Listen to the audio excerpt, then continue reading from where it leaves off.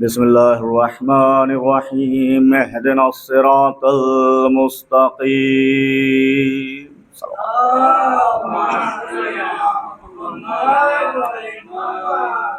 قبل اس کے کہ گفتگو کی جائے گزارش ہے ایک مرتبہ سورہ الحمد اور 3 مرتبہ سورہ توحید کی تلاوت فرما کر مرحومہ زاہدہ خاتون بنت مرحوم حاجی علی جان اور مرحوم مختار امام ابن مرحوم محمود حسین صاحب کی روح کو اصال کر دیں.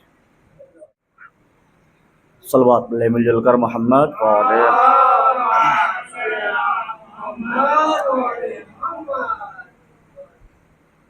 حضرات اکرام محبان علیہ اطہار اور شیان حیدر کرار، کیونکہ ایام ازاں ہے، جو پیغام ممبروں سے دینا چاہیے تھا وہ پیغام مسلسل ممبر سے دیا جا رہا ہے.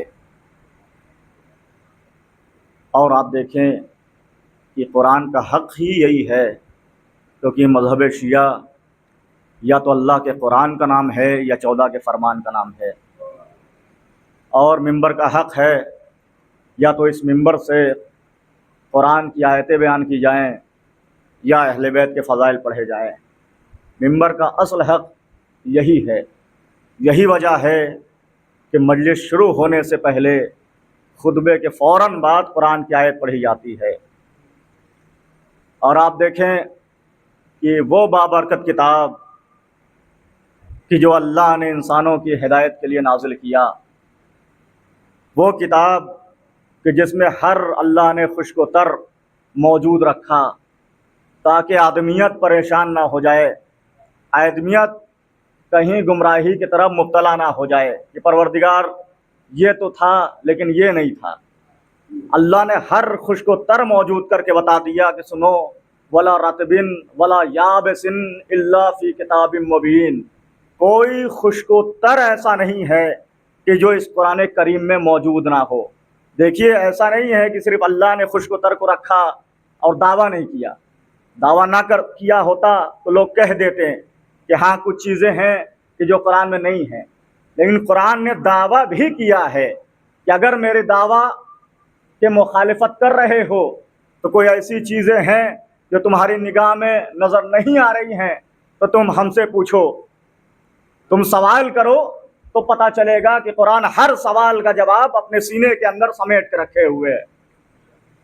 اور اس مبارک کتاب میں، فرقان کتاب میں، جو حق و باطل میں فرق کرنے والی ہے وہ کتاب، اس کتاب میں اللہ نے جو سب سے پہلا سورہ رکھا وہ سورہ الحمد رکھا، اور جس آیت کریمہ کو سرنامہ کلام قرار دیا، آپ کے سامنے گفتگو کرنے کا شرف حاصل کیا، اسی سورہ کی ایک آیت ہے. اور ایک ایسی آیت ہے کہ بچے سے بچہ اس آیت کی تلاوت کرتا ہوا نظر آتا ہے.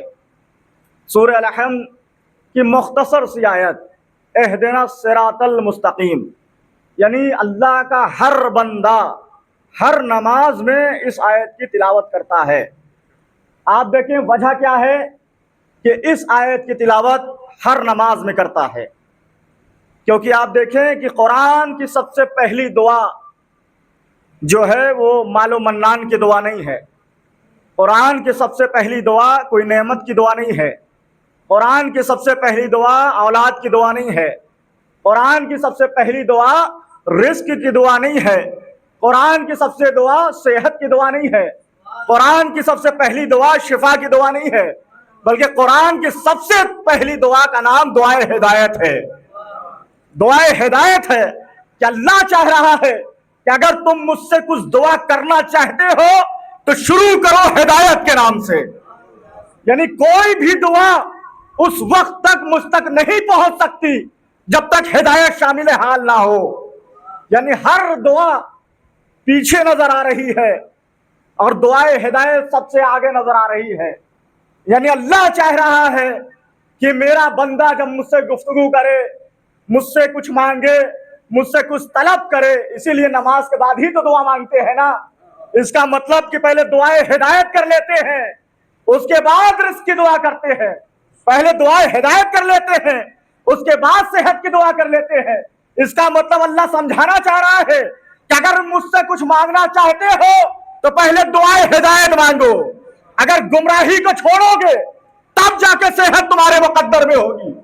اگر گمراہی کو چھوڑو گے تب رزق تمہارے مقدر میں ہوگی. یعنی دعائے ہدایت کو اللہ نے بیس بنایا. دعائے ہدایت کو توجہ ہے, دعائے ہدایت کو اللہ نے بیس بنایا کہ کسی بھی دعا کو مستجاب کروانا ہے, ہم تک پہنچانا ہے, تو سب سے پہلے دعائے ہدایت کرنا ضروری ہے. آپ دیکھیں اتنا اہم ہے یہ دعائے ہدایت, یہ ہدایت اتنا اہم ہے کہ اللہ نے سلسلہ نبوت ختم کر دیا کہ آخری نبی کے بعد کوئی نبی نہیں آنے والا. سلسلہ رسالت ختم کر دیا کہ آخری رسول کے بعد کوئی رسول نہیں آنے والا. لیکن اللہ نے ہدایت کا دروازہ نہیں بند کیا.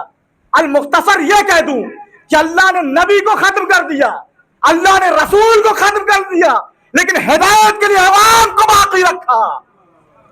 امام کو اللہ نے باقی رکھا, یعنی ہدایت کا دروازہ اللہ نے بند نہیں کیا. سلسلہ نبوت ختم, سلسلہ رسالت ختم, لیکن ہدایت کا دروازہ اللہ نے کھولے رکھا. میرے معبود کیوں کھولے رکھا؟ کہا اس لیے کھولے رکھا کہ وَلِكُلِّ قَوْمٍ ہَادٍ, کیونکہ ہر قوم کے لیے ایک ہادی کا ہونا ضروری ہے. ہر قوم کے لیے ایک ہادی کا ہونا ضروری ہے. اب سمجھیں کہ امام کا ہونا کتنا اہم ہے. ہر قوم کے لیے ایک ہادی کا ہونا ضروری ہے. اللہ نے نبی آخر کو تو اس دنیا سے اٹھا لیا, مگر مہدی آخر کو آج تک باقی رکھا ہے. اور یہ چیزیں اہمیت ہدایت کے لیے کافی ہیں. قرآن بھی ہدایت کے لیے, اور اہل بیت بھی ہدایت کے لیے, امام بھی ہدایت کے لیے. لیکن عزیزان گرامی توجہ یہ کرنا پڑے گا کہ ہدایت کے لیے دو چیز, قرآن اور اہل بیت, لیکن ہدایت سب کے لیے نہیں ہے. ہدایت کے اللہ نے شرطیں بتائی کہ ہدایت ہر کسی کو نہیں ملنے والی. ایسا نہیں ہے کہ کوئی بھی منہ اٹھا کے چلا آئے. اللہ اہدنا الصراط المستقیم, پروردگار سیدھا راستے پر باقی رکھ, سیدھا راستہ دکھا, اور اللہ فوراً اس کو سیدھا ڈائریکشن دکھا دے کہ یہ راستہ ہے, اس پہ چلے جاؤ. ایسا نہیں ہے. اللہ نے سب سے پہلے سورے میں ہدایت بتائی, اسی کے بعد دوسرے سورے میں, سورہ بقرہ قرآن کا دوسرا سورہ, پہلے سورے میں ہدایت بتائی اور دوسرے سورے میں شرط ہدایت بتائی کہ ہدایت ہر کسی کو نہیں ملنے والا. پروردگار کسے ملے گا؟ پڑھ قرآن, بسم اللہ الرحمن الرحیم, الف لام میم, ذالک الکتاب لا ریب فیہ ھدی للمتقین.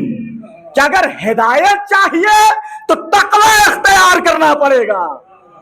بھائی الف لام میم ذالک الکتاب لا ریب فیہ, کہ اس کتاب میں کوئی شک نہیں ہے. سب سے پہلے اللہ نے شک دور کیا کہ سب سے پہلے سمجھ لو کہ اس کتاب میں کوئی شک و شبہ موجود نہیں ہے. پھر بیان کیا ھدی للمتقین, اور یہ صاحبان تقوی کے لیے ہدایت ہے. دیکھیں قرآن کہہ رہا ہے کہ میں جو ہدایت کرتا ہوں وہ صاحبان تقوی کو ہدایت کرتا ہوں, صاحبان تقوی کو ہدایت کرتا ہوں.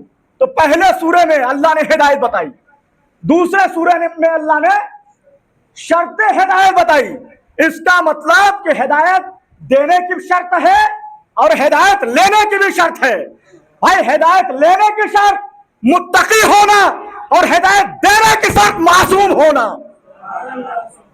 بھائی متقی کے علاوہ کوئی ہدایت لے نہیں سکتا, اسی طریقے سے معصوم کے علاوہ کوئی ہدایت دے نہیں سکتا. ہدایت لینے کا بھی اور ہدایت دینے کا بھی قانون بتایا کہ جس طرح ہدایت لینے کا قانون کہ متقی ہونا ضروری, اسی طرح ہدایت دینے کا قانون ہر کوئی ہدایت نہیں دے گا.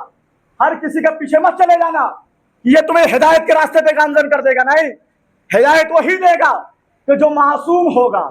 تو ہدایت لینے کی بھی شرط اور ہدایت دینے کی بھی شرط. اگر آپ کہیے کہ قرآن ہدایت کرتا ہے, قرآن ہدایت کرے گا ہر کسی کی, چاہے متقی ہو چاہے کوئی بھی, کوئی مسلمان ہونا ضروری ہے.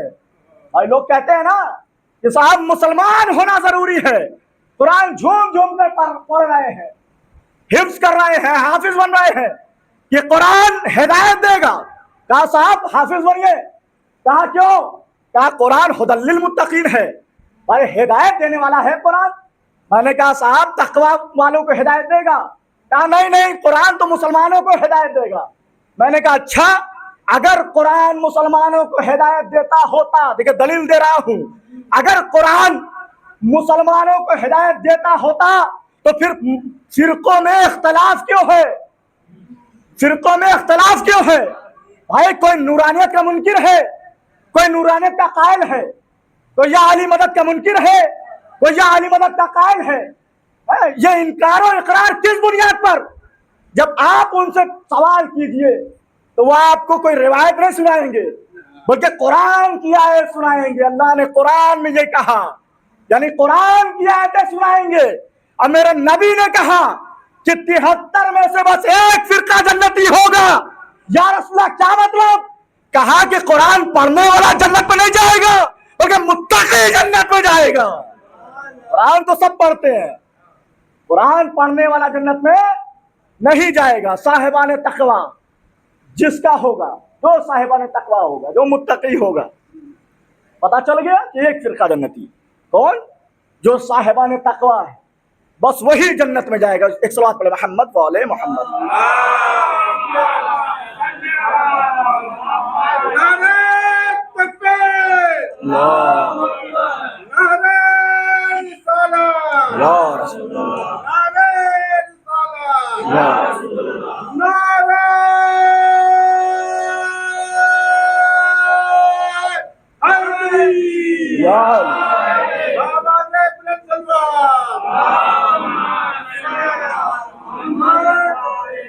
ممبر کا حق یہی ہے نا کہ ممبر پہ آنے والا جو بھی آنے والا ہے وہ ایسی تقریر کرے، ایسا پڑھے کہ سننے والا مطمئن ہو کے اٹھے کہ مجھے پتا چل گیا ہے رضی اللہ کون ہے، لعنت اللہ کون ہے. ممبر کا حق یہی ہے، سننے والا مطمئن ہو کر اٹھے. کہا کہ متقی جنت میں جائے گا، ایرا گیرا جنت میں نہیں جانے والا. تو قرآن سے لوگ دلیل پیش کرتے ہیں کہ کہا صاحب ایسا ہے کہ قرآن یہ کہہ رہا ہے. بھائی اگر آپ پوچھئے مسلمانوں سے کہ تم جو نبی کو اپنا جیسا کہہ رہے ہو، بھائی فرقہ ہے نا اپنا جیسا نبی کو کہتا ہے کہ یہ ہم جیسے ہیں، آپ سوال کیجئے کہ تم نبی کو اپنا جیسا کہہ رہے ہو کس بنیاد پہ کہہ رہے ہو، تو وہ کبھی بھی آپ کو روایت نہیں سنائے گا. دیکھیے جواب دے رہا ہوں، دماغ میں رکھیے گا، کبھی بھی آپ کو روایت نہیں سنائے گا، قرآن کی آیت سنائے گا. کہا کہ تمہیں پتا نہیں قرآن کہہ رہا ہے. ہم نے کہا کون سی آیت ہے؟ کہا پڑھیے قرآن. قل انما انا بشر مثلکم، اے رسول کہہ دو، اللہ کہہ رہا ہے قل اے رسول کہہ دو انما انا بشر مثلکم، کہ میں تجھ جیسا بشر ہوں. آئیو قرآن سے دلیل دیتے ہیں. صاحب گمراہ کرنے والے، اگر انسان اہل بیت کا دامن چھوڑ دے تو گمراہی مقدر ہے باخدا.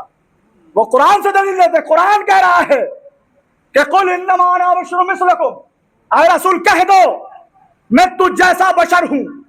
جب رسول نے خود کہا کہ میں تجھ جیسا بشر ہوں تو ہم نوری مانے کیوں؟ لیکن ان کا سوال یہی ہے جب قرآن خود کہہ رہا ہے تو ہم نوری مانے کیوں؟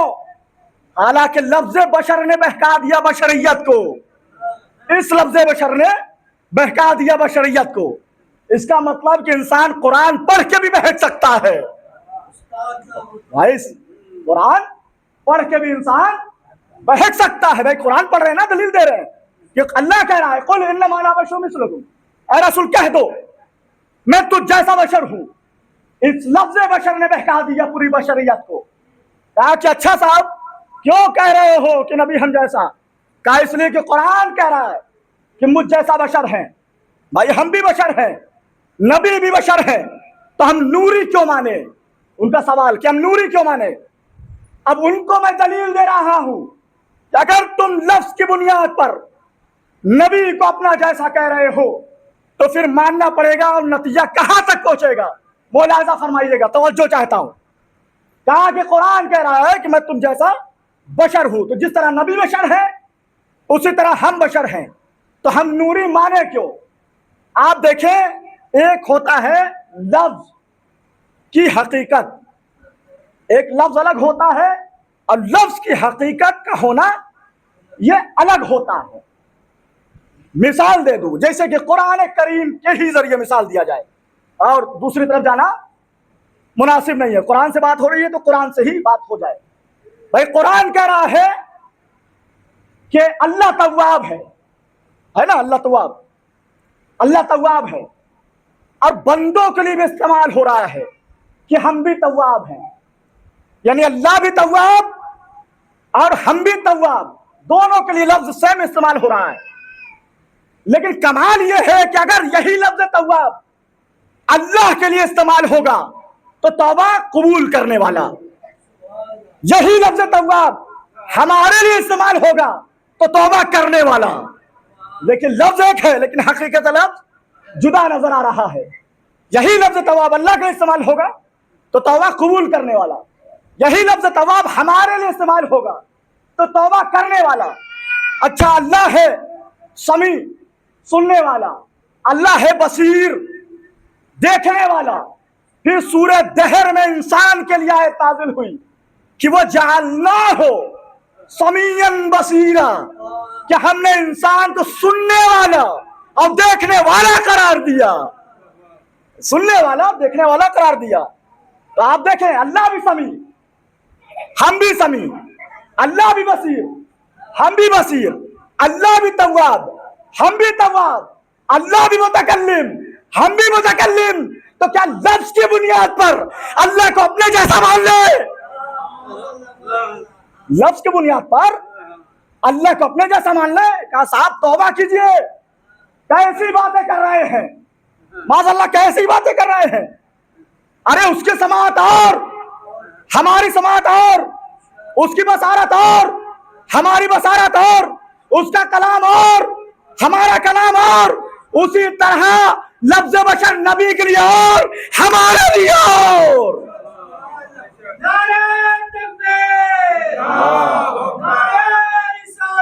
یا رسول اللہ،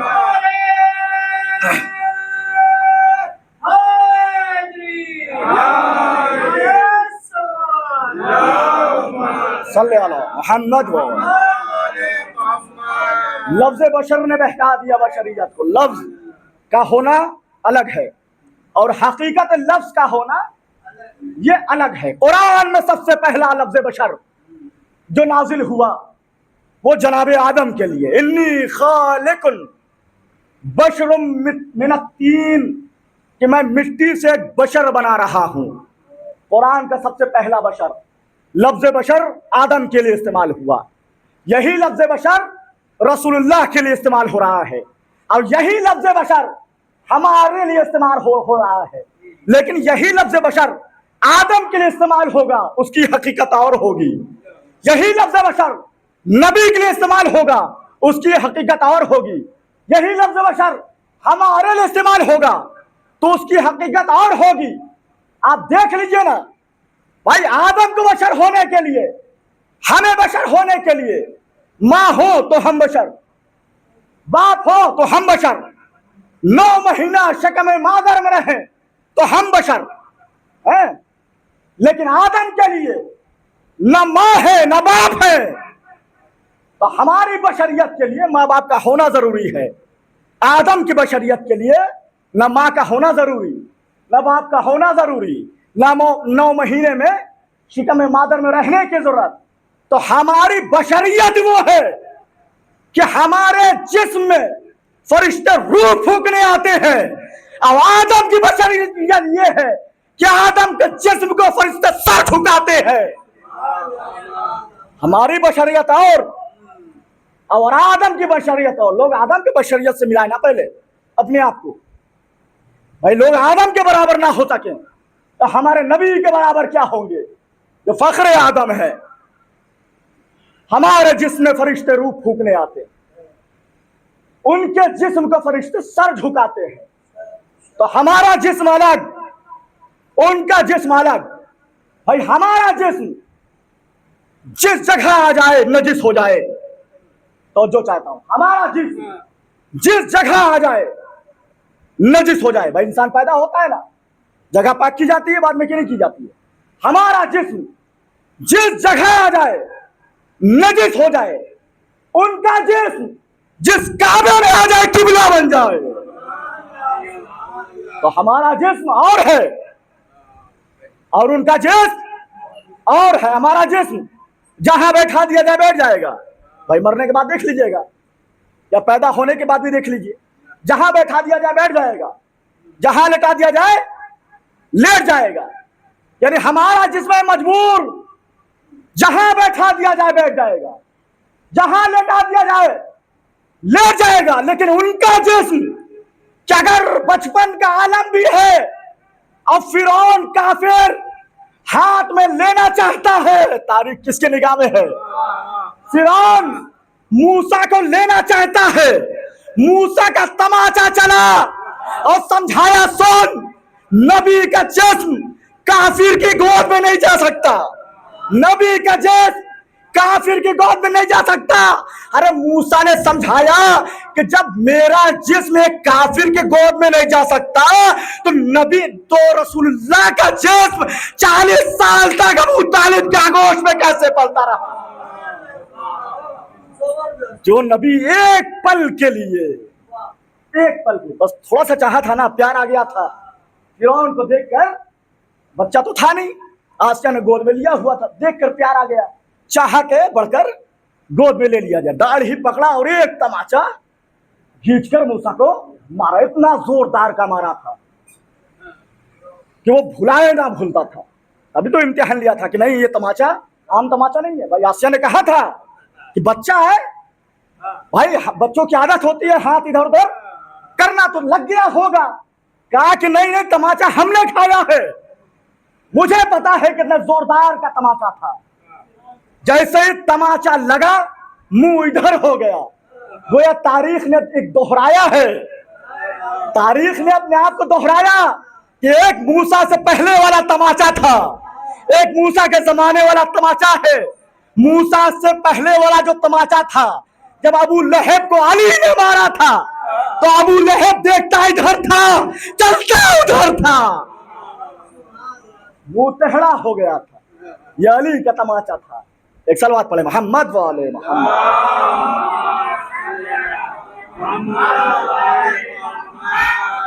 تو ہمارا جسم ہے مجبور, جہاں بیٹھا دیا جائے بیٹھ جائے گا, جہاں لیٹا دیا جائے لیٹ جائے گا. لیکن ان کا جسم, ہمارا جسم آگ میں چلا جائے جل کے خاک ہو جائے, لیکن ان کا جسم آگ میں چلا جائے آگ بجھ جائے. جناب ابراہیم بھول گئے کیا؟ ایک صلوات پر محمد والے محمد.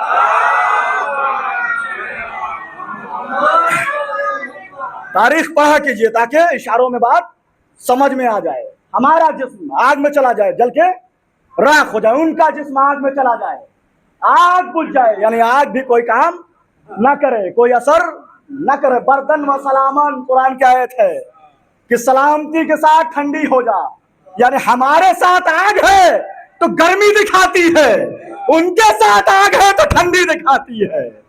لوگ سمجھے تو صحیح کہ معیار معصوم کیا ہے.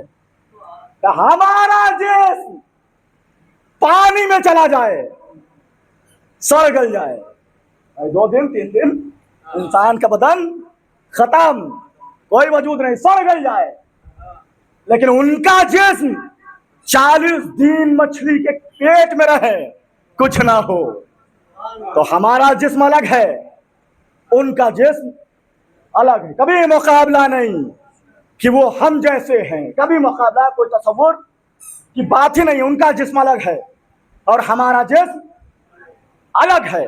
اب یہاں پر علامہ محدث دہلوی صاحب لکھتے ہیں, بہت بڑے مورخ ہیں, اپنی کتاب مدارج النبوت میں لکھتے ہیں کہ پیغمبر کے جسم کی کچھ خصوصیت تھی, کچھ خاصیت تھی.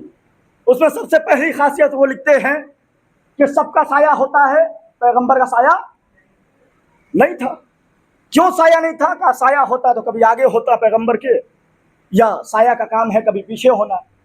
تو اللہ چاہتا تھا کہ نہ کوئی پیغمبر کے آگے ہونے پائے نہ پیغمبر کے کوئی پیچھے ہونا پائے. کیوں؟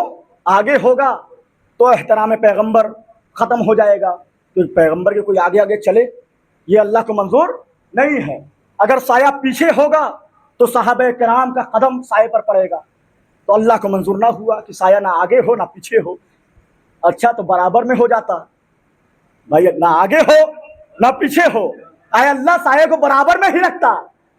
کہا کہ نہیں. اگر برابر میں ہوتا تو جب بنا سایہ کے لوگوں نے کہہ دیا محمد ہم جیسا, اگر سایہ برابر میں ہوتا, اللہ کو منظور نہ ہوا کہ محمد کا سایہ بھی محمد جیسا ہو. آپ سوچیں کہ جس کا سایہ بھی محمد جیسا نہ ہوا اس کا ہمسایہ محمد جیسا کیا ہوگا؟ اس کا سایہ محمد جیسا نہیں, ہمسایہ محمد جیسا تصور نے کہا تاکہ تیرے قد سے بھی آگے نہ جانے پائے. اس لیے مالک کل نے بنایا نہیں سایہ تیرا. تو سایہ اس لیے پیغمبر کا نہیں. ایک خصوصیت, سب کا سایہ ہوتا ہے, پیغمبر کا سایہ نہیں تھا. دوسری خصوصیت وہ کتاب میں لکھتے ہیں کہ دوسری پیغمبر کی سب سے بڑی خصوصیت یہ تھی کہ سب کو جماہی آتی ہے, پیغمبر کو جماہی نہیں آتی. 23 برس گزر گئے, یعنی 40 برس کے بعد لوگ مسلمان ہوئے تھے. تو غور و فکر کرنا, 40 برس کے بعد لوگوں نے شروع کیا ہوگا. تو 23 برس گزر گئے, کسی نے پیغمبر کو جماہی لیتے ہوئے نہیں دیکھا. کمال دیکھیے, ہمیں جماہی آتی ہے, آپ کو بھی جماہی آتی ہوگی, اور جماہی کسی نہ کسی وجہ سے تو آتی ہوگی, بنا وجہ کے تو کچھ نہیں ہوتا. جماہی آتی ہے.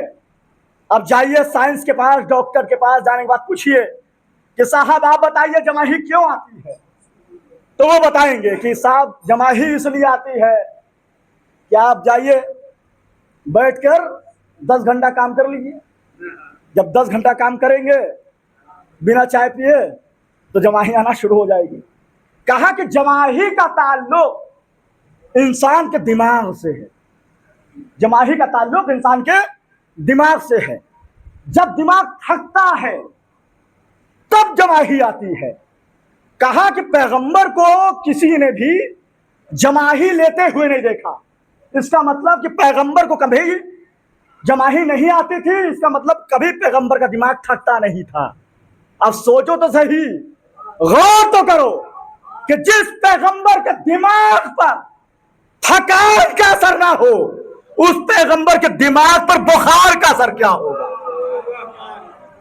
تھکان کا اثر نہیں ہوتا تو بخار کا اثر تصور ہی نہیں ہو سکتا. لوگوں نے کہا پیغمبر کو بخار ہو گیا تھا, آخری وقت میں بخار ہو گیا تھا, کاغذ اور قلم نہیں دیا, بخار ہو گیا تھا. بیماری میں یہ الٹا پھلٹا بک رہے ہیں معاذ اللہ, یہ لوگوں نے کہہ دیا. تو یہ ہے جو گمراہی لوگوں کا مقدر ہے. ان لوگوں سے جنہوں نے دین لیا, مذہب لیا, گمراہی مقدر, کیونکہ معصوم ہی ہدایت دینے والا. تیسری خصوصیت جو علامہ محدث دہلوی لکھتے ہیں مدارج النبوت میں, وہ لکھتے ہیں کہ نبی کی تیسری خصوصیت سب سے بڑی یہ ہے. خاصیت تو بہت ساری ہے لیکن سب سے بڑی خاصیت جو تیسرے نمبر پر ہے وہ یہ ہے کہ نبی کا قد, نبی کی قامت اور نبی کی ہائٹ ایک میڈیم ہائٹ تھی. Medium height. کہا کہ اس میں کون سی خاصیت ہے؟ بھائی ہمارے بھی میڈیم ہائٹ ہے, ہم بھی نہ لمبے ہیں نہ بونے, ہم بھی میڈیم سائز کے ہیں. ہو گئے 1000 میں ایک جو اس ٹائپ کے ہوں گے, اس میں کون سی بڑی بات. کہا کہ نہیں, کمال یہ ہے ان کی خصوصیت. یہ لکھتے ہیں کہ میڈیم ہائٹ تو ہے لیکن کمال یہ ہے کہ جب لمبے سے لمبا آدمی دور کھڑا ہو کر پیغمبر کو دیکھتا تھا اور دیکھنے کے بعد تصور کرتا تھا کہ میں پیغمبر سے لمبا ہوں, اب وہ سوچتا تھا کہ میں پیغمبر کے پاس جا کر انہیں بونا دکھاؤں, انہیں چھوٹا دکھاؤں, اپنے آپ کو لمبا دکھاؤں. ہوتا ہے نا لمبے آدمی تھوڑا سینہ چوڑا کر کے رہا کرتے ہیں. تو خصوصیت لکھتے ہیں کہ میڈیم ہائٹ تو تھی لیکن خاصیت یہ تھی کہ جب تک لمبے سے لمبا آدمی پیغمبر سے دور رہتا تھا تو وہ لمبا رہتا تھا، لیکن جیسے ہی پیغمبر کے پاس آتا تھا بونا ہو جاتا تھا۔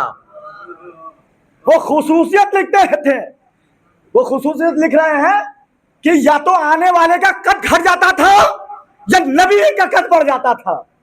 یہ خصوصیت، یا آنے والے کا قد گھٹ جاتا تھا یا نبی کا قد بڑھ جاتا تھا۔ کہا کہ اللہ نے انتظام کیا کہ کسی کا قد بھی میرے نبی کے برابر نہ ہونے پائے، کوئی کسی کا قد بھی، کسی صحابی کا قد بھی میرے نبی کے برابر ہونے نہ پائے۔ اللہ نے انتظام کیا، لیکن عجیب مزاج ہے کہ کسی صحابی کا قد نبی سے بلند نہ ہو، لیکن علی کبھی کاندھے پر بلند ہو، کبھی ہاتھوں پہ بلند ہو۔ ایک راز کھولنے والا ہوں کہ وجہ کیا ہے۔ اللہ نے انتظام کیا کوئی بھی میرے نبی سے بلند نظر نہ آئے، لیکن علی، یہ کیا ماجرا ہے پروردگار کہ سارے صحابیوں کو بھی تمہیں طاق پہ رکھ دیا کہ پیغمبر سے بونے رہو، لمبے ہونا تمہارے مقدر میں نہیں ہے، لیکن علی مولا کو بلند کیوں کیا؟ ایک جواب لے لیجئے اور یہ جواب محفوظ رکھیے گا، کیونکہ آپ سے بھی سوال ہو سکتا ہے کہ پیغمبر سے بلند ہو رہے ہیں، پیغمبر خود بلند کر رہے ہیں، ایسا کیسے ہو سکتا ہے؟ یہ جواب محفوظ رکھیے گا۔ دیکھیے، جواب چھپا ہے نام میں، جواب چھپا ہے نام میں۔ ہم جو نام رکھتے ہیں وہ عقیدتاً نام رکھتے ہیں، ہم جو نام رکھتے ہیں وہ محبتاً نام رکھتے ہیں، لیکن اللہ عقیدتاً نام نہیں رکھتا، بلکہ اللہ حقیقتاً نام رکھتا ہے۔ اللہ حقیقتاً نام رکھتا ہے۔ اب جس کو بات نہ سمجھ میں آئی ہو تو میں کئی سارے مثال آپ کے سامنے دے دیتا ہوں۔ بھائی اللہ نے حقیقتاً نام رکھا، جس کا بھی نام رکھا۔ بھائی مکہ کا نام مکہ رکھا، کیوں رکھا؟ کہا اس لیے کہ مکہ دنیا کے سینٹر میں ہے، دنیا کے مرکز میں ہے، اس لیے اللہ نے مکہ کا نام مکہ رکھا۔ اچھا، آدم کا نام آدم کیوں؟ کہا اس لیے کہ آدم عدیم الارض سے بنے تھے، عدیم الارض سے بنے تھے۔ عدیم الارض کہتے ہیں زمین کے طبق کو، زمین کی پرت کو کہتے ہیں عدیم الارض۔ کسی نے چوتھے امام سے یا کسی معصوم سے پوچھا کہ مولا یہ زمین کی پرت کیا ہوتی ہے؟ یہ جو اللہ نے عدیم الارض سے بنایا، زمین کی پرت سے بنایا آدم کو، تو یہ عدیم الارض کیا ہوتا ہے؟ تو مولا نے کہا کہ زمین کی پرتیں ہیں، ایک پرت، دو پرت، تین پرت، اسی طرح زمین کی 60 پرتیں ہیں۔ اور جب اللہ آدم کو بنا رہا تھا تو جبرائیل کو اللہ نے زمین پر بھیجا کہ جبریل جاؤ، جانے کے بعد پرت لے کر آؤ۔ تو جبریل زمین پر آئے، آنے کے بعد جبریل نے زمین کا ایک پرت اٹھایا چھوڑا، دوسرا پرت اٹھایا چھوڑا، تیسرا پرت اٹھایا چھوڑا، چوتھی پرت کو جبریل لے کر آسمان پہ گئے۔ اس کا مطلب جبریل بھی جانتے تھے کہ 3 کو چھوڑنا ہے، چوتھے کو لینا ہے۔ کہا 3 کو چھوڑا اور چوتھی پرت کو جبریل آسمان پر لے گئے۔ کہا عدیم الارض کہتے ہیں زمین کی چوتھی پرت کو۔ کہا کہ صفا کا نام صفا کیوں رکھا، مروہ کا نام مروہ کیوں رکھا؟ کہا کہ اس لیے کہ اللہ نے فرمایا ان اللہ اصطفی آدم، کہ اللہ نے آدم کو جس پہاڑ پر نازل کیا، بھائی جس پہاڑ پر نازل کیا وہ مصطفیٰ تھے، اور جہاں قدم پڑ گیا وہ صفا بن گیا۔ آدم کا جہاں قدم پڑ گیا وہ صفا بن گیا۔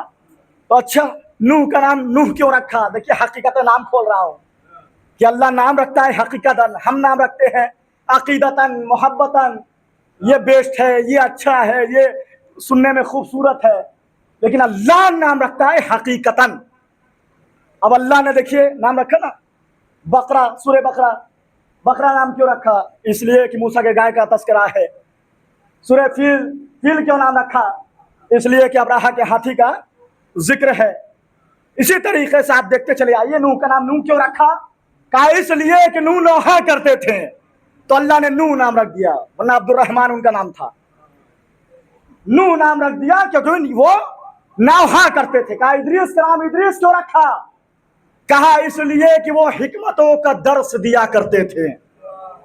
कहा अच्छा इस मूसा का नाम मूसा क्यों रखा? कहा इसलिए रखा कि मूसा जिस दरियाए नील में मूसा तैर रहे थे वह एक संदूक में थे। अब वो संदूक दरख्त से बना हुआ था। अब जब मूसा का वो संदूक एक जगह पे रुका तो दरख्त और पानी, क्योंकि मुंह कहते हैं पानी को और सा कहते हैं दरख्त को, तो मूसा यानी दरख्त और पानी से जो जहां ठहर जाए, दरख्त और पानी जहां मिलकर ठहरे, यानी दरियाए नील में जहां मूसा ठहरे थे उस जगह के नाम से अल्लाह ने उनको मूसा पुकारा। कहा मूसा, क्योंकि पानी और दरख्त की बात हो रही दरिया नील में, वहां पर उनका संदूक ठहरा था। कहा अच्छा इदरीस का नाम इदरीस क्यों? क्योंकि वो हिकमतों का दर्स दिया करते थे। इसी तरह याकूब का नाम याकूब क्यों? कहा कि याकूब बना है याकूब से, इसलिए याकूब का नाम अल्लाह ने याकूब रखा।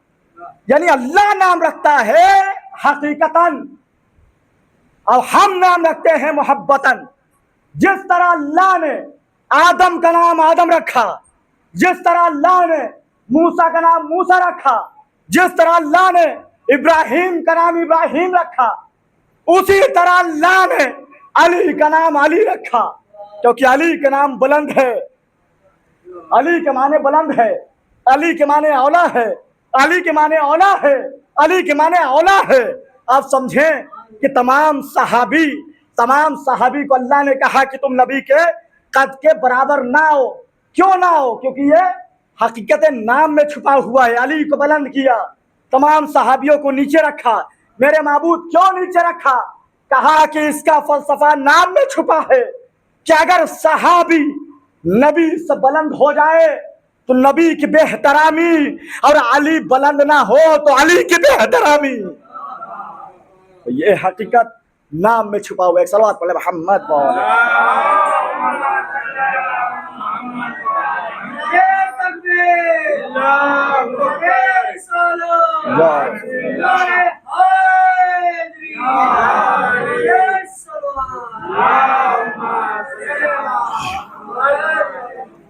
आज थोड़ा वक्त निकल जाए तो माफ कीजिएगा, क्योंकि कल गुफ्तगू हो नहीं पाई थी, तो 5 मिनट कल के हवाले से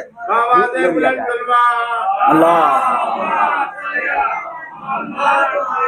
क्योंकि इसी आयत पर अगर मुसलसल गुफ्तगू होने लगी तो आप फिर बोर हो जाएंगे।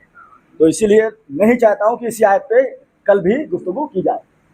हैं तो हिदायत इहदिनस सिरातल मुस्तकीम, अल्लाह ने कहा कि दुआए हिदायत तुम करो, यानी अल्लाह को पसंद है कि उसका हर बंदा दुआए हिदायत करता रहे। देखिए अब इस आयत का मेन माखज़ आपको दे रहा हूँ, मेन नतीजा आपको आपके सामने रख रहा हूँ, उसके बाद रब्ते मुसाहिब ले लूँगा। तो लिहाजा अल्लाह ने, थके तो नहीं हैं आप लोग, तो लिहाजा अल्लाह ने कहा इहदिनस सिरातल मुस्तकीम। अब इहदिनस सिरातल मुस्तकीम के 2 तर्जुमे किए गए हैं, 2 तर्जुमे। एक तर्जुमा के परवरदिगार सिरात मुस्तकीम देखा, एक तर्जुमा परवरदिगार सिरात मुस्तकीम पर कायम रख, यानी 2 तर्जुमे इहदिना के हैं। और ये जो मुसलमानों ने किए हैं या हमने किए हैं, अपने तरफ से नहीं किए। कहा किताब ने खुद बताया है ये 2 तर्जुमे हैं। तो कहा कि तर्जुमे में इख्तलाफ नहीं है, मुकद्दर में इख्तलाफ है। और जिसका मुकद्दर जहां पहुंचा वो वहां पहुंच गया, वो वहां पहुंच जाता है। तो अब इहदिना सिरातल मुस्तकीम, सिरातल मुस्तकीम से पहले जल्दी इहदिना आया है। इहदिना के 2 माने बताए गए हैं।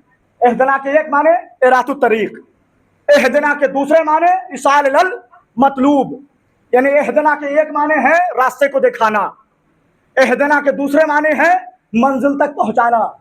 यानी हादी हमारे 2 हुए, हादी हमारा वो भी है जो रास्ता दिखा रहा है, और हादी हमारा वो भी है जो मंजिल तक पहुंचा रहा है। लेकिन 2 हादी हैं, हादी हमारा वो भी जो रास्ता दिखा रहा है, हादी हमारा वो भी जो मंजिल तक पहुंचा रहा है। आप बताएं नसीब किसका अच्छा?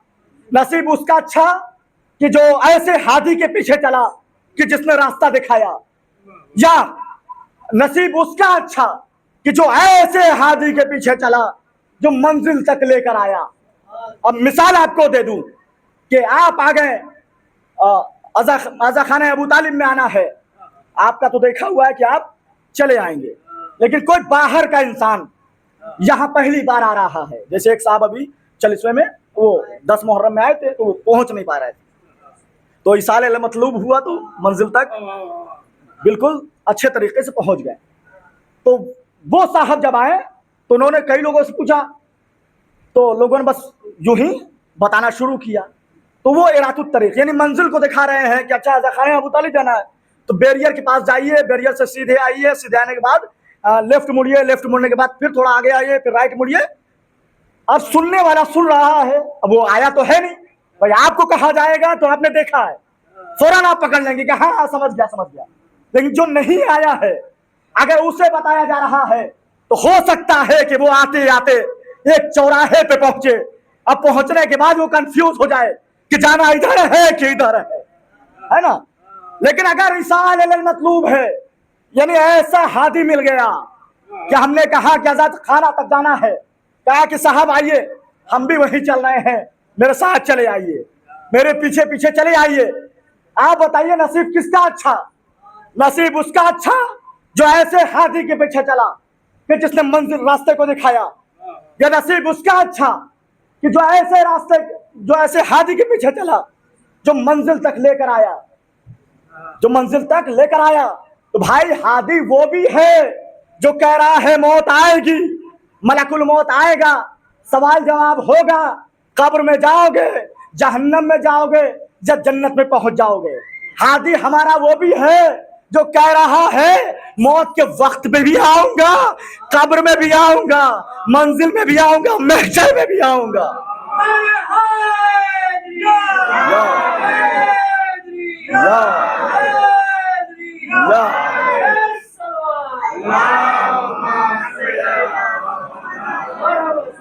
تو بھائی جب ایسا ہادی ملے گا تو یہی دعا ہوگی کہ پروردگار ایسے ویسے ہادی کے پیچھے نہ چلانا بلکہ علی کے پیچھے چلاتے رہنا۔ لہذا ہادی کا ہونا اتنا اہم ہے کہ جو منزل تک پہنچا رہا ہے ایسا ہادی ہمیں چاہیے۔ تو معصوم کے علاوہ کوئی آپ کو ہدایت نہیں دے سکتا۔ کسی کا دامن، کسی پیر کا آپ دامن پکڑ لیجئے، کسی خواجہ کا دامن آپ پکڑ لیجئے، کسی پیر کا دامن پکڑ لیجئے، لیکن معصوم کے علاوہ کوئی ہدایت آپ کو نہیں دے سکتا۔ یہی وجہ ہے کہ گمراہی پہلے بھی تھی اور گمراہی اب بھی ہے، ہدایت کا راستہ نہیں ملا۔ اب تک یہی کہہ رہے ہیں پروردگار صراط مستقیم دکھا، پروردگار صراط مستقیم دکھا، پروردگار صراط مستقیم دکھا۔ نہ جنت دیکھنے کو کہتے ہیں، نہ حورے دیکھنے کو کہتے ہیں، نہ غلمان دیکھنے کو کہتے ہیں، نہ سلسبیل دیکھنے کو کہتے ہیں، نہ حشر دیکھنے کو کہتے ہیں، نہ قبر کی منزل دیکھنے کو کہتے ہیں، نہ باغات دیکھنے کو کہتے ہیں، نہ جنت کے میوے دیکھنے کو کہتے ہیں، نہ جنگل کے فروٹ دیکھنے کو کہتے ہیں، نہ جنت کے انار کو دیکھنے کی باتیں کرتے ہیں۔ بس یہی کہتے ہیں پروردگار صراط مستقیم دکھا، پروردگار صراط مستقیم دکھا، پروردگار صراط مستقیم دکھا۔ 18 ذی الحجہ کو بھی اللہ نے جب اتنا سن لیا تھا تو اللہ کی آواز آئی، اے پیغمبر یہ اب تک کہہ رہے ہیں صراط مستقیم دکھا، علی کو دونوں ہاتھوں پہ اٹھا کر دکھا بھی دے، من کن تو مولا کہہ کے بتا بھی دے۔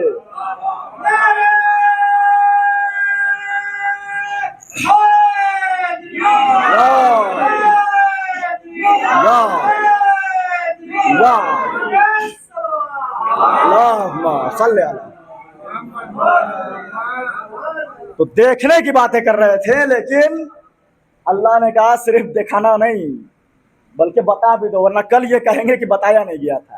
دکھا تو دیا گیا لیکن بتایا نہیں گیا۔ جیسے موسیٰ کے قوم والوں نے اللہ کی آواز سن لی لیکن کہا کہ نہیں ہم اس وقت تک خدا نہیں مانیں گے، آپ کو اللہ کا نبی نہیں مانیں گے جب تک ہم اللہ کو دیکھ نہیں لیں گے۔ پہلے بات تھی سننے کی کہ اگر اللہ کے نبی ہیں تو اللہ کی آواز ہمیں سنوائیے، تو اللہ 70 چن کے اپنے موسیٰ 70 جو ہے چن کے لے کے گئے، چلو بھائی سنوا دے رہے ہیں اللہ کی آواز۔ لیکن جب اللہ کی آواز آئی تو نہیں اب ہم دیکھیں گے بھی، یعنی جب تک دیکھیں گے نہیں تب تک مانیں گے نہیں۔ پرانے کافروں کی عادت ہے، جب تک دیکھیں گے نہیں تب تک مانیں گے نہیں۔ اسی لیے اللہ نے دکھایا بھی ہے اور بتایا بھی ہے کہ ولایت علی میں کسی بھی طریقے کا کوئی شک و شبہ نہیں ہونا چاہیے۔ یہ ولایت سب سے اہم ولایت ہے کہ جو تقوی کے منزل پر ہے تو متقی کو ہدایت ملے گی۔ اب وقت نہیں ہے ورنہ متقی کے اوپر بھی کچھ گفتگو ہوتی کہ کون صاحبان تقوی ہے۔ تو لہذا صاحبان تقوی شان حیدر کرار نبی کے حدیث یا علی حب کا ایمان والتقوی، اے علی تجھ سے محبت ایمان بھی ہے اور تقوی بھی ہے، یعنی انسان مومن بھی ہے اگر علی سے محبت کر رہا ہے، اور انسان متقی بھی ہے اگر علی سے محبت کر رہا ہے۔ محبت نہیں ہے تو کفر ہے اور نفاق ہے، دونوں چیز مقدر میں۔ تو ولایت علی سب سے اہم اور ضروری رکن کا نام ہے۔ یہ کوئی واجبات عمل کا نام نہیں ہے کہ انسان ایک عمل کو کر رہا ہے دوسرے عمل کو چھوڑ دے رہا، بلکہ یہ دین کا رکن ہے کہ اسے انسان کسی حالت میں چھوڑ نہیں سکتا ہے۔ عقیدے میں اسی لیے اللہ نے رکھا کہ جس طرح توحید کو مان رہے ہو، رسالت کو مان رہے ہو، اسی طریقے سے ولایت کو بھی ماننا واجب ہے، ضروری ہے۔ لہذا عقیدے کے منزل میں اسی لیے اللہ نے رکھا۔ بہت سارے فضائل، پورا کا پورا قرآن اللہ نے اہل بیت کے شان میں نازل کر دیا تاکہ لوگ آنکھیں کھولیں، لوگ اہل بیت کے فضیلت کو جانیں، لوگ اہل بیت کا اکرام کریں، احترام کریں، ان کی منزلت کو سمجھیں۔ نبی کا بھی یہی پیغام تھا کہ ہر دور میں، ہر زمانے میں جب جب موقع نبی کو ملا، کبھی امام حسن کی تعریف کروا رہے ہیں، کبھی امام حسین کی تعریف کر رہے ہیں، علی مرتضیٰ کی تعریف کر رہے ہیں، کبھی بی بی سیدہ کی تعریف کر رہے ہیں۔ نبی کی حدیثیں دیکھیے، لاکھوں حدیثیں پڑھی ہوئی، یعنی تمام لوگوں کے بارے میں حدیث رسول بیان کی جا رہی ہے۔ کیوں بیان کی جا رہی ہے؟ تاکہ لوگ اہمیت سمجھیں، ایسا نہ ہو کہ میرے بعد یہ گمراہی کے دلدل میں پھنستے چلے جائے۔ شاید نبی کو پتہ تھا کہ نبی علم غیب جانتا ہے، نبی کو پتہ تھا کہ میرے بعد یہ گمراہ ہوں گے، تو نبی نے پورا انتظام کیا تاکہ لوگ گمراہ نہ ہونے پائیں۔ لیکن عزیزو، واقعہ کربلا ایک قیامت خیز واقعہ ہے کہ 10 محرم کو امام حسین کو لعینوں نے گھیرا اور 3 دن کے بھوکے پیاسے امام حسین، شب عاشور ہے، ابھی جناب سکینہ کی شہادت کی تاریخ آ رہی ہے 10 صفر، تو لہٰذا آمادگی کے لیے کہ شب عاشور ہے، بیٹی باپ کی آگوش میں بیٹھی ہوئی ہے، 4 سال کی ہیں جناب سکینہ، زیادہ سے زیادہ روایت 5 سال کی ہے کہ آگوش میں بیٹھی ہوئی ہیں، اور بیٹھے ہونے کے بعد کبھی جناب سکینہ باپ کی داڑھی کو چومتی ہیں، کبھی جناب سکینہ باپ کے رخسار کو چومتی ہیں، کبھی جناب سکینہ باپ کے پیشانیوں کو چومتی ہیں، لیکن امام حسین بار بار جناب سکینہ کے کان چوم رہے ہیں۔ بھلے ہی جناب سکینہ 4 سال کی بچی تھی، لیکن حجت خدا کی لاڈلی بیٹی تھی، باہیں چھوڑ کر ہٹ گئیں۔ کہا بابا آپ تو ہمیشہ میرے رخسار کو چومتے تھے، اے بابا آپ تو ہمیشہ میری پیشانی کو چومتے تھے، اے بابا آپ تو ہمیشہ میرے گلے کو چومتے تھے، اے بابا آج کیا ہو گیا ہے آپ بار بار میرے کانوں کو چوم رہے ہیں؟ امام حسین نے رو کے کہا اے بیٹی سکینہ، ارے نہ خود رو نہ مجھے رونا، اے بیٹی سکینہ کل عصر عاشور جب میں قتل ہو جاؤں گا، اے بیٹی سکینہ کل تیرے کان زخمی ہو جائیں گے، کل بندے چھین لیے جائیں گے، کل ردائیں چھین لی جائیں گی۔ جناب سکینہ نے کہا اے بابا کب اور کون؟ جناب سکینہ تو امام حسین نے کہا کہ عشر عاشور جب میں قتل ہو جاؤں گا تو شمر لعین گھوڑے پر سوار ہوگا، گھوڑے پر سوار ہوگا اور تیرے بندے کو چھینے گا۔ ہاں زادارو، جناب سکینہ نے سنا، سننے کے بعد باپ سے لپٹ گئی، باپ کو پیار کرنے لگی، لیکن آزادارو جب وہ وقت آیا، جب عصر عاشور آیا، امام حسین میدان کارزار میں گئے، جانے کے بعد امام حسین نے شہادت پیش کی، ایک آواز بلند ہوئی قد قتل الحسین بکربلا، قد ذبح الحسین بکربلا۔ جب امام حسین قتل ہو گئے، جب عصر عاشور ڈھلنے لگی، ارے شمر لعین ارے گھوڑے پر سوار خیمے کی طرف بڑھا، جیسے ہی خیمے کی طرف بڑھا ایک بچی کو دیکھا جو کبھی ادھر بھاگ رہی ہے، ارے کبھی ادھر بھاگ رہی ہے، اجرکم اللہ، جیسے ہی شمر لعین نے دیکھا کہ بچی کبھی ادھر بھاگ رہی ہے کبھی ادھر بھاگ رہی ہے، بچی کو روکتا ہے، اے بچی ٹھہر جا، اے بچی ٹھہر جا۔ جیسے ہی بچی نے آواز سنی، جناب سکینہ نے سوچا کہ شاید کوئی ہمدرد ہے، ارے آ کر دامن سے آگ کو بجھائے گا، آ کر حال و پرسا کرے گا۔ لیکن عزادارو، جیسے ہی جناب سکینہ رکی ہے، اب تاریخ نے لکھا کہ شمر لعین ارے تیزی کے ساتھ ساتھ جناب سکینہ کے طرف بڑھا۔ جناب سکینہ نے کہا کہ اے میرے طرف نہ آ، اے ملعون میرے طرف نہ آ، لیکن وہ آگے بڑھتا چلا رہا ہے۔ جناب سکینہ دوڑتی ہوئی دوڑتی جا رہی ہے، دوڑتی جا رہی ہے، نشیب کی طرف بھاگ رہی ہے۔ اب شمر لعین پھر گھوڑے پر سوار ہوا اور جناب سکینہ کے پیچھے پیچھے اپنے گھوڑے کو لے کے جا رہا ہے۔ اب سوچے کہاں 4 سال کی بچی کی رفتار، ارے کہاں گھوڑے کی رفتار۔ جناب سکینہ دوڑتی ہوئی ارے نشیب کی طرف بھاگی، بابا کو دیکھا اور دیکھنے کے بعد بابا سے لپٹ گئی۔ جیسے ہی بابا سے لپٹی ہے، شمر لعین بھی پہنچ گیا۔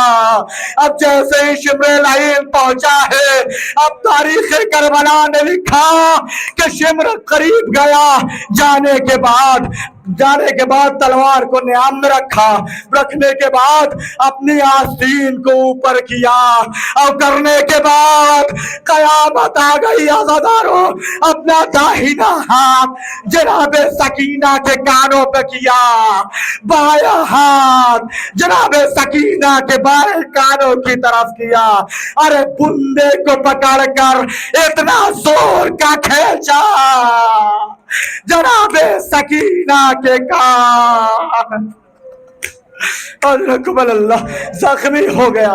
جناب سکینہ وہی بے ہوش ہو گئی۔ اب جناب سکینہ بے ہوش ہوئی ہے، جب جناب سکینہ بے ہوش ہوئی تو لاش حسین سے آواز آئی، اے بہن زینب، ارے میرے سکینہ کی خیر۔ اب جیسے جناب زینب کے کانوں میں بھائی کی آواز آئی، جناب زینب اٹھی، ام کلثوم کو اٹھایا، کہا اے بہن، ارے سکینہ کہاں ہے، سکینہ کہاں ہے؟ ارے کبھی ادھر دیکھ رہی ہے کبھی ادھر دیکھ رہی ہے، تاریکی کا عالم ہے، سکینہ نظر نہیں آ رہی ہے۔ لیکن جب ڈھونڈتے ڈھونڈتے جناب زینب نشیب میں پہنچی، کیا دیکھا؟ ارے سکینہ اپنے بابا سے لپٹی ہوئی ہے۔ جناب سکینہ کو ہلایا، جناب سکینہ کو اٹھایا۔ اب جب جناب سکینہ کو ہوش آیا نا، اولاد والوں دل پہ ہاتھ رکھنا، اب جناب سکینہ کو جب ہوش آیا تو جناب زینب نے کہا، اے بیٹی سکینہ، ارے تو یہاں کیسے پہنچ گئی؟ جناب سکینہ نے منظر بتایا کہ شمر لعین نے میرے گوشوارے چھینے، میرے کان زخمی کیے، میں جب بابا بابا ارے کہہ کے آئی۔ جناب زینب نے کہا، اے بیٹی سکینہ، ارے تم نے اس لاشے کو کیسے پہچانا کہ یہ تیرے بابا کا لاشا ہے؟ جناب سکینہ کہتی ہے کہ جیسے ہی میں بابا بابا کہہ کے ارے نشیب کی طرف آگی، لاشے سے آواز آئی، الیہ الیہ، اے بیٹی سکینہ، ارے تیرا بابا یہاں ہے۔ میں لاشے سے لپٹ گئی۔ ہاں عزادارو، آپ نے تصور کیا جناب زینب کے اس جملے پر کہ تم نے لاشے کو کیسے پہچانا؟ اس لیے کہ لاشا یا تو سر سے پہچانا جاتا ہے، ارے یا تو کپڑے سے پہچانا جاتا ہے۔ ہاں میرا مظلوم ماں جس کے جسم پر لعنت اللہ علی القوم الظالمین، سیعلم الذین ظلموا ایام منقلبین۔ پروردگار دی واسطہ محمد وآل محمد کا جب اولاد ہو ان کو اولاد نخینہ عطا فرما۔ پروردگار دی واسطہ محمد وآل محمد کا بے روزگار ہو ان کو روزی عنایت فرما۔ پروردگار دی واسطہ محمد وآل محمد کا جہاں کہیں بشیان حیدر قرار ہیں ان کے جان مال عزت و آبرو کی حفاظت عطا فرما۔ پروردگار واسطہ محمد وآل محمد کا جو بیمار ان کو شفا یاب عطا فرما۔ پروردگار واسطہ محمد وال محمد کا علماء کرامۃ اللہ کا سایہ ہمارے سروں پہ قائم دائم عطا فرما۔ پروردگار جہاں کہیں بھی مقدسات ہیں پروردگار تمام مقدسات کی حفاظت عطا فرما، ایران کو فتح نصیب عطا فرما، ایرانیوں کی حفاظت عطا فرما۔ سب سے خاص دعا یہ امام حجت امام زمانہ کے ظہور میں تعجیل عطا فرما، ان کے اعوان و انصار میں شمار عطا فرما۔ ربنا تقبل منا انک انت السمیع العلیم۔ گزارش ہے